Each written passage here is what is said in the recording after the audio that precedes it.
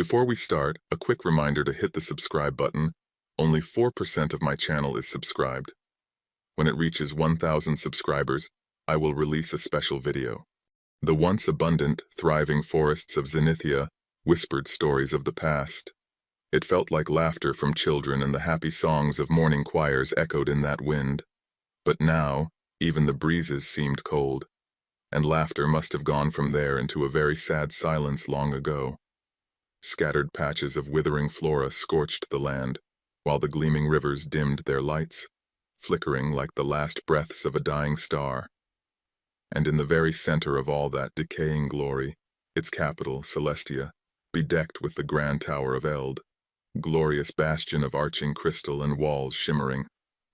It was here that the aging lord of Zenithia, Lord Valtor, had his abode, once a mighty warrior and sage ruler, now stepping slowly and leaning heavily on his ornate staff, his face chiseled with lines of worry and exhaustion, his eyes once sharp as a hawk's now dimmed, reflecting the fading glory of his planet.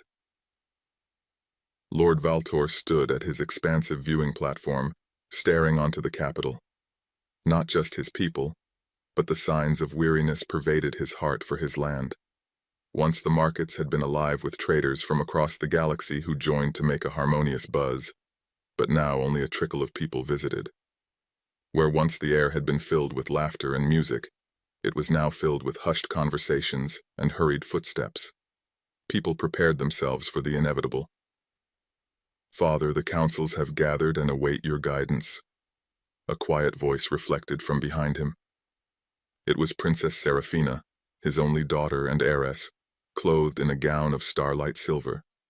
Her eyes, a mirror to her father's, were filled with determination and fear. Lord Valtor turned, managing a tired smile for his daughter. "The weight of the crown was never meant for one so young," he murmured, walking with her into the council chamber. The doors creaked open, revealing a semicircle of Zenithia's wisest and most powerful leaders, their faces marked with that same concern that had become all too familiar. The council session was grim. News from the fringe was bleak, as Zordax had fortified their positions even further, now severing the critical energy conduits that powered most of Zenithia. Each passing day showed Zenithia's reserves getting leaner, and left the planet more exposed to external attack and internal collapse. As the discussions grew more heated, with voices becoming over time more strident about what course of action to take, Seraphina rose from her chair. The room quieted. All eyes fell on the young princess. "We can't wait for Zordax to make their next move," she said firmly. "We must have allies, and now there's—" "But who would help us, Princess?" General Tarn's look was skeptical. "The galaxy views us as a fading relic, not worth the risk." "I will go," she said, unwavering in her resolve. "I will go to Earth. They have advanced technologies, and their space force is formidable. If we show them the gravity of our situation, maybe they will see merit in aiding us." Whispers filled the chamber. The notion of dispatching the heir to the throne on such a dangerous mission was ill-received. But the look of desperation in Seraphina's eyes was louder than words. She knew it, and so did her father. This was the last hope of Zenithia. Prepare the Lightwing. Lord Valtor silenced the council. The Lightwing was their fastest ship. "My daughter speaks true. We must act, and we must act now." The council disbanded, and Seraphina turned to the window, taking in the view of the stars stretching infinitely in front of her. Her mission was set, her path full of danger and uncertainty. But a fire was kindled inside of her, a determination to save her home, or die trying. She carried the weight of the world on her shoulders and was not willing to let it fall into darkness. Not yet. Not without a fight. Chapter 2. The Last Hope. The air in the great chamber of the High Council was heavy with unease. Once aglow with light from the twin suns of Zenithia, the crystal walls now seemed to reflect nothing but the great hall's occupants' dour expressions. In the center of this great hall, beneath the widespread branches of the glowing whispering tree, a living icon of his world's ancient wisdom, stood the Lord of Zenithia, his figure bent not just with age, but with the weight of impending crises. "The hour is late, and our options few," boomed the voice of the Lord, a pitiful echo of what it had once been. The members of the council in their ceremonially decked robes shifted uneasily around him. Not looking for counsel, his gaze rested on each face, looking for strength in these dire times. "Then let it be, my lord," he said, his decision now set in the hard tone as he turned toward the figure at his side. "Princess Seraphina shall go to Earth. She shall be our ambassador, our voice with those beneath the shadow of a different star." The mere mention of Earth stirred a murmur among the council. To most, Earth was a far-off and untried ally, more known through intercepted signals and the rare exchange of explorers than any substantive alliance. Seraphina stood at the side of her father, feeling the weight of their stares. Her heart fluttered with a mix of honor and trepidation. The task was monumental, the path fraught with uncertainty. The azure of Seraphina's eyes, a blue echo of Zenithia's skies, met her father's. There passed a silent exchange, a passing of duty from old hands to new. "Father, I shall carry our plea to the very stars," she affirmed, her voice steady and belying the storm of doubts in her head. Dawn was the hour when preparations for departure began. The Royal Astral Port was a wonder of Zenithian design, built in the likeness of a blooming starflower. The streamlined spacefaring craft that would host Seraphina was under preparation for its journey, its hull mirroring the first light of morning, like a shard of hope. As the princess walked toward the ship, her ceremonial cloak was trailing out behind her. And they were all there, the citizens of Zenithia, to see her off, their faces etched with a mix of pride and worry, silent testament to the gravity of her mission. Children lifted on shoulders whispered her name, and old tales spoke of the Starborn, a figure of legend who would rise in the hour of greatest need. Seraphina was led into her quarters, a small chamber with the cosmos peeping in through the windows. The walls were draped with thin sheets of soft lumina fabric, glowing gently with the light of the moons of Zenithia. Here she would spend days folded into the silent expanse of space, a lone envoy from a fading world. It wasn't so much a travel through space as through musing. Seraphina spent innumerable hours looking at the stars, each and every one a distant fire around which other worlds spun, other stories unfolded. Once again, her thoughts returned to her father. His once strong, mighty silhouette was now stooped and weary. She considered the wary expressions of the council whispering about their concerns, fears that not only might Earth refuse their plea, but view their weakness as an opportunity, rather than a call for aid. The blue shimmer of Earth had begun to dominate the viewport. A mix of awe and fear gripped Seraphina. It was a world so not like her own, teeming with life yet unaware of the cosmic ballet that played out beyond its atmosphere. How would she be received? As a curiosity, a threat, a herald of a dying world bearing a plea for help? It was but a whisper. So advanced the spacecraft was that it managed to put aside the turbulence of the Earth's atmosphere. There was, however, no contrasting factor with the turmoil going on in Seraphina's heart. As the ship lay to rest in the isolation of an expanse far from the human cities and sights, she steeled herself. With a hiss, the hatch cracked open, allowing the first breath of Earth's air, tinged with the smell of wet earth and growing things, to sashay through. Stepping onto the soil of another world, Seraphina felt the gravity of Earth pin not only her body, but also her very purpose for stepping foot on this planet. This was where she would either come for the salvation of her people, or from where she would see Zenithia's light fade. With a steadying breath, she stepped forward, her figure a lone silhouette against the sprawling landscape of this new and unfamiliar world. Her journey was just starting with it, though, the biggest challenge of her life. Chapter 3. Stranger to Earth. The descent through Earth's atmosphere was nothing like Seraphina had expected. The turbulence rocked the sleek spacecraft, a small diplomatic vessel chosen for its inconspicuous size rather than comfort. She watched, her face bathed in the eerie glow of the console lights, as the blue and green swirls of Earth expanded beneath her. It was a beautiful planet, she thought, not unlike Zenithia in its vibrancy. But the beauty did little to ease the knot of apprehension in her stomach.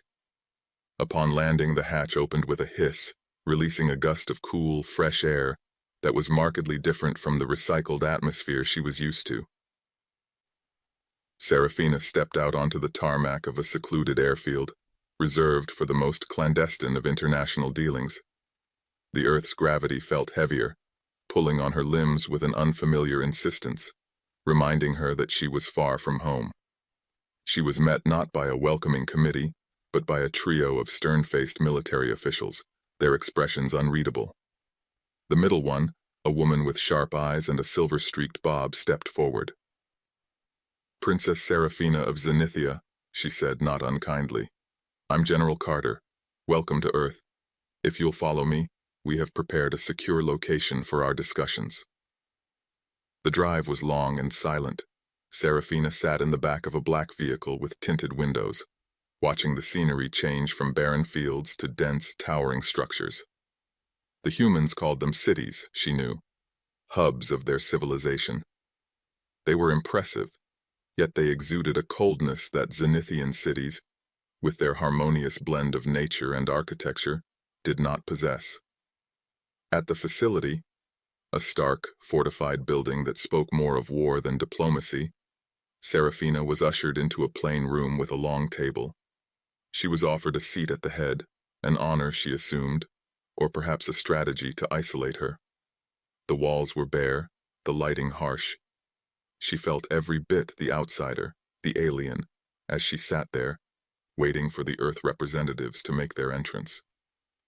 One by one they filed in, each taking a moment to eye her with a mixture of curiosity and suspicion.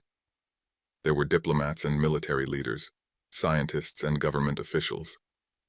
Martin, who had yet to reveal his personal stake in this mission, was among them, though she did not know it yet. His gaze lingered a second too long, a mix of intrigue and empathy shadowing his features. The meeting began with formalities, a recitation of agendas that felt cold and impersonal. Serafina listened, her hands folded neatly on the table, her posture regal yet approachable. When it was her turn to speak, her voice was a soft melody, her accent lilting strangely in the sterile room. "Esteemed leaders of Earth," she began, her holographic translator projecting her words in the multitude of Earth's languages. "I come to you in a time of dire need, not just as a princess, but as a representative of a dying world. Zenithia, once a jewel of the cosmos, is fading. We are besieged not just by internal strife, but by the predatory advances of Zordax. They have cut off our lifeblood, our energy supplies, and now they amass at our borders, ready to strike." The room was silent, the weight of her words hanging heavy in the air. She continued, "We seek your aid, not just in resources, but in solidarity. Zenithia has much to offer in return: knowledge, technology, and a gateway to the stars." Skepticism was etched on many faces, the idea of interstellar alliance a concept too vast, too fraught with unknowns. But beneath the doubts, a current of interest stirred. Earth was no stranger to its own crises, its own dark hours. Perhaps in this alien princess, with her earnest plea and her luminous eyes, they saw not just the echo of their fears, but the whisper of untapped possibilities. As the discussions wore on, positions softened, curiosity piquing as the implications of an alliance began to unfold.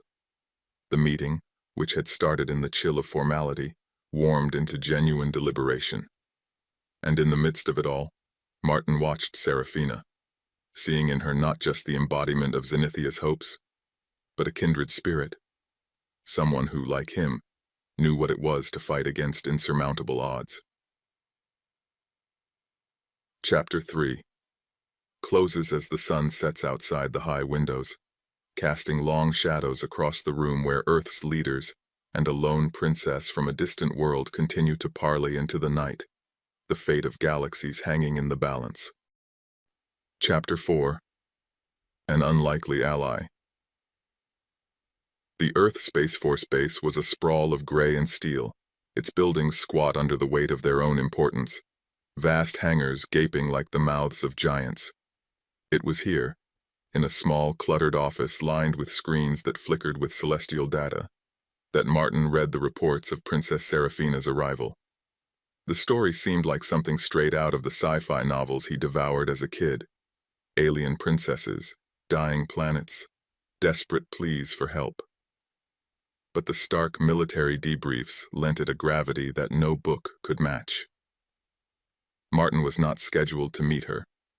His duties as a junior officer were strictly terrestrial, monitoring satellite trajectories, compiling flight data, the mundane maintenance of human endeavors in space. Yet something about Seraphina's plight struck a resonant chord within him. Perhaps it was the loneliness that clung to the edges of her portrait, the way her eyes seemed to search for an ally in a universe that had turned its back on her world. With a determination that surprised even himself, Martin secured permission to attend the briefing where Seraphina would present her case to the Earth officials. As he entered the high-ceilinged room, he found himself rehearsing what little he knew of Zenithian culture, hoping to find some sliver of common ground. Seraphina stood at the front, her figure slight against the vastness of the holographic images she displayed behind her. Zenithia's crystal towers now dulled with neglect, the once vibrant whispering forests silenced. Her voice when she spoke was melodic but carried an undercurrent of steel. "We seek not just your aid, but your understanding," she implored, her gaze sweeping across the room, lingering perhaps a moment longer on Martin, who stood at the back, his expression one of open fascination and sympathy.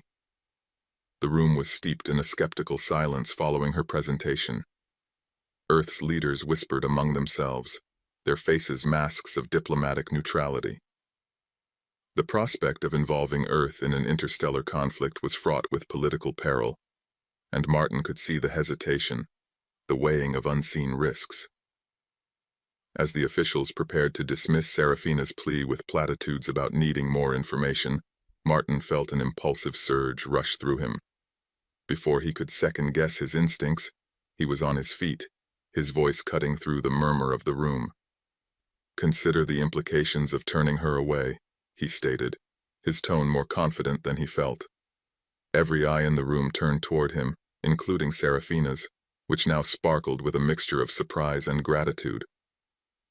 "Zenithia is a jewel of technology and culture.